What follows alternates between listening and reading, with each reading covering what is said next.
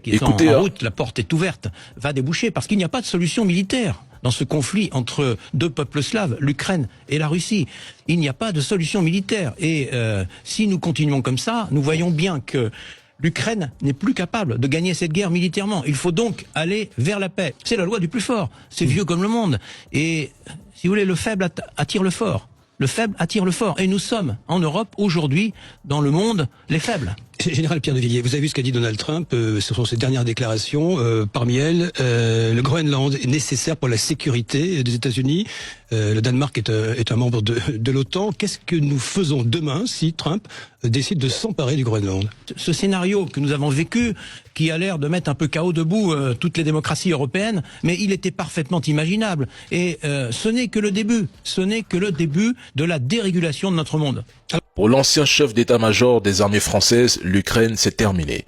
Le reste relève essentiellement de la propagande. Les médias occidentaux continuent de relayer des titres affirmant que l'Ukraine tient bon ou qu'elle a frappé une raffinerie. Mais en quoi ces informations changent-elles réellement la situation sur le front? Pendant que Kiev mène des actions symboliques et sans impact stratégique, la Russie progresse sur l'ensemble de la ligne de front.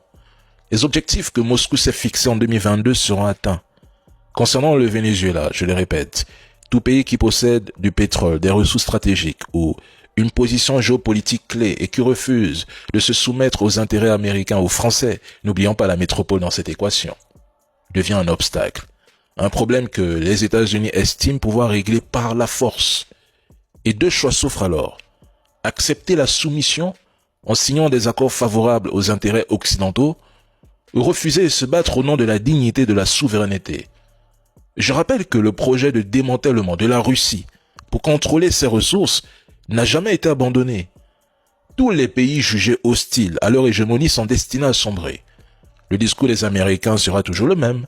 Ils diront par exemple aux Russes qui veulent la paix, que ce sont leurs amis, leurs partenaires clés, oubliant le passé, les nucléarisons, parlant de droits de l'homme et de droit international. Ils diront aux Russes exactement ce qu'ils veulent entendre, jusqu'à ce que la Russie cède et devienne à son tour la prochaine cible à abattre. Les Américains savent qu'une chute de l'Iran ouvre directement la voie vers la Russie. Personne n'est dupe